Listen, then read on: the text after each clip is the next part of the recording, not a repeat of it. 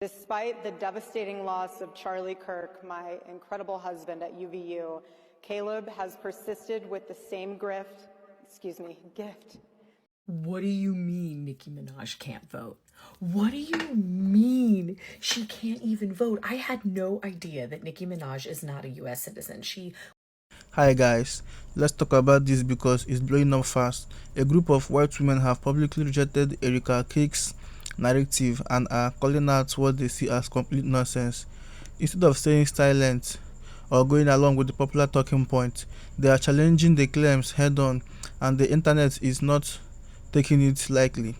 Some people are applauding the pushback, while others are calling it dismissive. So before picking sides, let's look at what was actually said and why this response has everyone talking. Despite the devastating loss of Charlie Kirk, my incredible husband at UVU, Caleb has persisted with the same grit. It has been a long day. Trust me, you're not a grifter, honey. It's all good. I mean, Erika Kirk certainly does understand the art of the grift more than most. I mean, this is a woman who is telling all the young women in America that they need to stay home and raise babies in their early 20s. Well, she didn't even have kids till she was in her 30s. Her husband, who lost his life after only about 4 years of marriage, left her the CEO of a multi-million-dollar Christian nationalist organization, and she's not even the one currently raising her children. She's got a good team. But yeah, she meant to say gift. Genuine question, how are people not seeing that Turning Point has completely rebranded? Because at this point, it feels like a production and it feels like a performance. Like, I'm sorry, the same people who said they don't care about what celebrities think are now uplifting people like Nicki Minaj. What conservative values are on display here? Even Charlie himself said she was not a good role model for young girls. And then remember what Nicki Minaj called JD Vance? It doesn't feel serious. It feels like shock value. Another thing that I've noticed is Erika talks a whole lot about God, but not a lot about Jesus. It's just starting to feel like faith is part of the aesthetic. Even that booth they made where people can just walk inside and take pictures, that did not feel like a tribute to Charlie whatsoever. It felt performative. So if you're watching this and think, why does this feel so off? You're not crazy. This isn't about honoring anything. It's about keeping people occupied, emotionally engaged, and distracted. It's interesting how faith shows up when criticism does. Suddenly it's values and faith, but not accountability. And that's the trick. Keep everybody entertained and nobody notices what's really going on. Will never agree with political violence.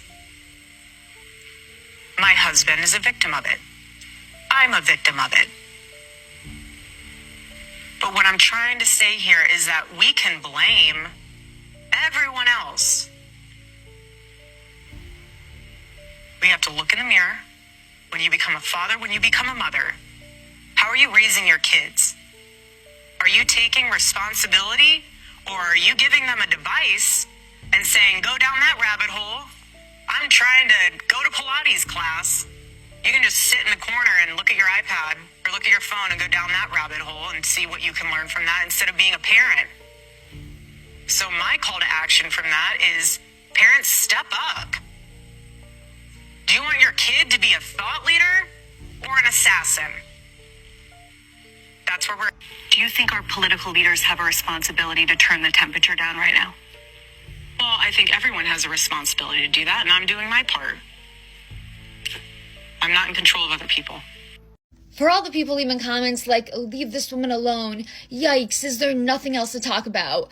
Do you not realize that she's the one who has put herself out there? Because mind you, a few months back, I had no idea who Erika Kirk was. I really didn't know who Charlie Kirk was either. Never heard of TPUSA. But now I do because she's everywhere press touring. Erika Kirk's Grieving Widow Tour is why people are analyzing, speaking, observing what she does, what she has done. She's in the spotlight. She's in the headlines. Yes, we have every right to talk about it. So let's talk about her actions and words some more, shall we? As most of you have probably heard by now, there was like a TPUSA huge conference this past weekend. And let's talk about some of her Freudian slips. A Freudian slip is an unintentional error in speech that actually reveals your true, hidden, unconscious thoughts. First, we have the grifter. Despite the devastating loss of Charlie Kirk, my incredible husband at UVU, Caleb has persisted with the same gift. It has been a long day. Oh, Erika, honey, I think you had it right the first time around. The meaning of grift is a group of methods for obtaining money falsely through the use of swindles, frauds, dishonest gambling, etc. When I read the definition of grift, my first initial thought was that TPUSA conference. And her second Freudian slip, once her husband was assassinated, is interesting. My husband, he deeply mattered on a multitude of levels, so much so that it proved even more once he was assassinated how much of a peacemaker he was. Once implies something that was expected. Are these just a slip of the tongue or admission? A grieving widow that no one should be speaking about shouldn't be on stage with Nicki Minaj. Especially when Nicki Minaj says this. Dear young men, you have amazing role models like our handsome, dashing president, assassin J.D. Vance, our vice president. And when I say that, Trust me, there's nothing new under the sun that I have not heard, so you're fine. Yes, we did. I love you. Erika totally understands her. Of course she does, because they both are just saying what they mean. Unintentionally, that is. And if you want to tell me to stop speaking because she's a grieving widow, well then I'm sorry. A grieving widow should not be on stage endorsing J.D. Vance. You know, her husband's friend. She loves to always mention her husband, so it makes it okay in what she is doing. We are going to get my husband's friend, J.D. Vance, elected for 48 and the most resounding way possible. So yeah, the only reason that people are talking about Erika Kirk, or the reason I'm talking about Erika Kirk, is because of all the clips I see of her, because she is everywhere. Caleb has persisted with the same gift. Grit. It has been a long day.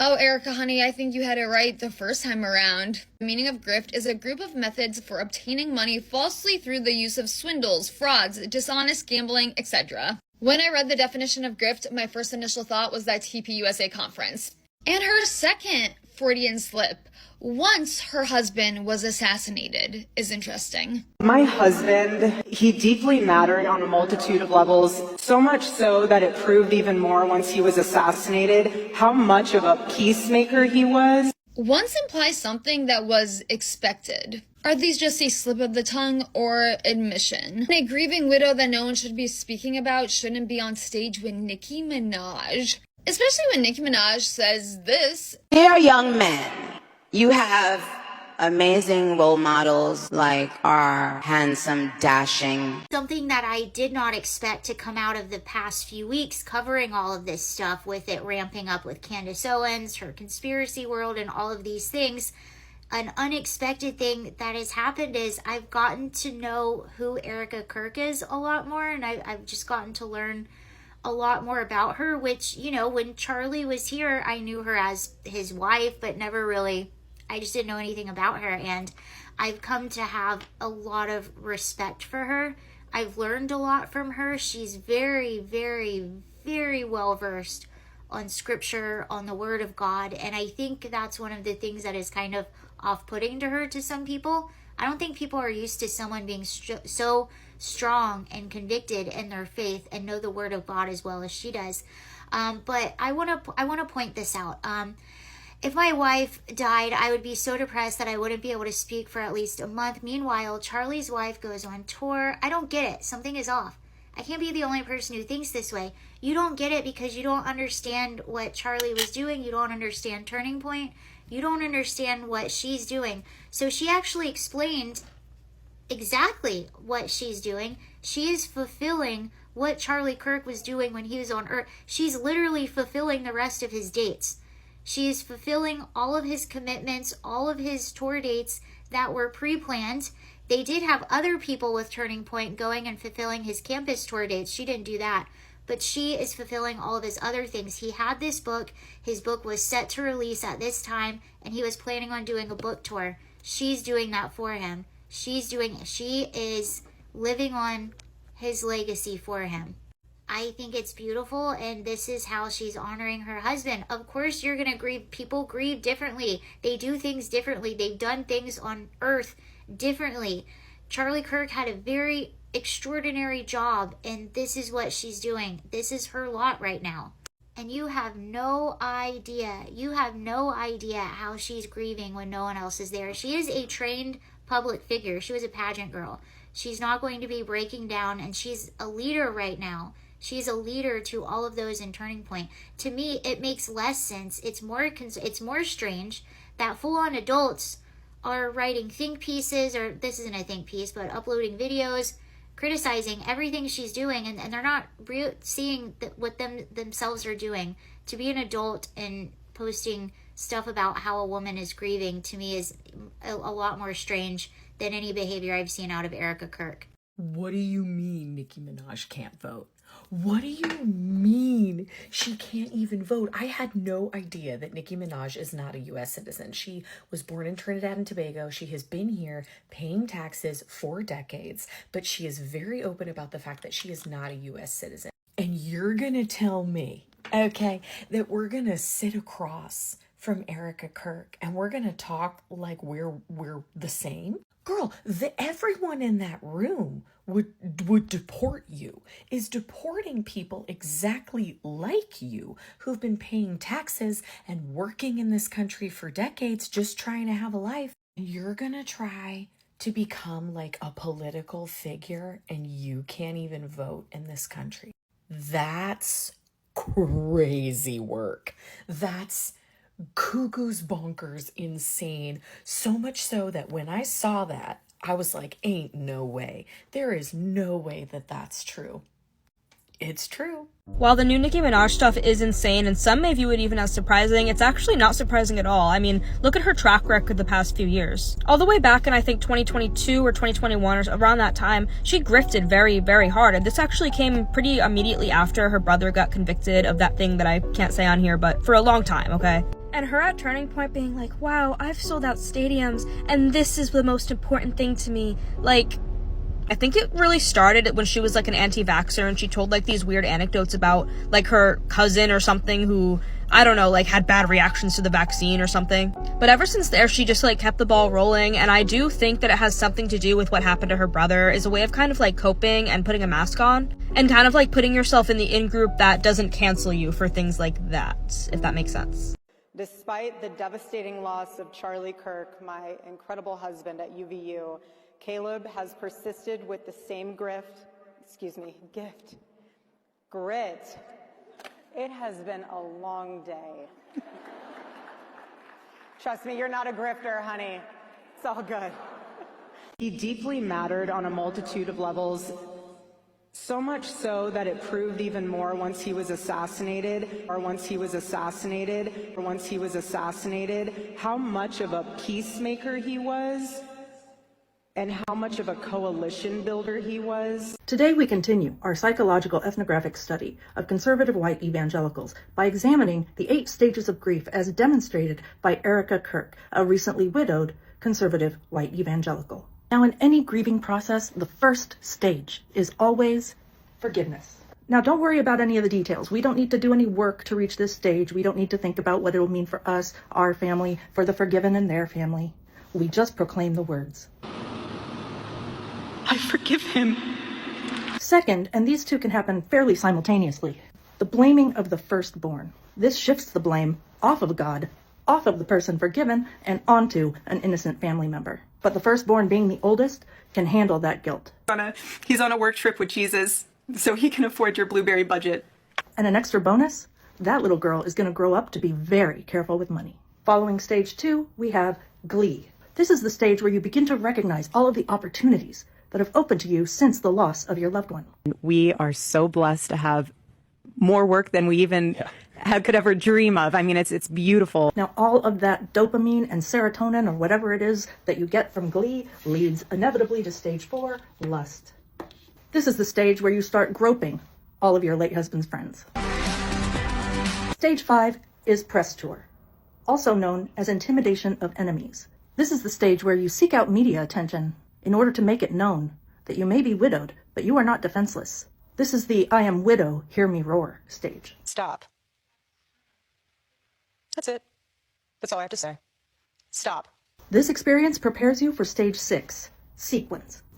Now, Erika Kirk is clearly very high profile, so in addition to sequins, she also gets pyrotechnics at this stage.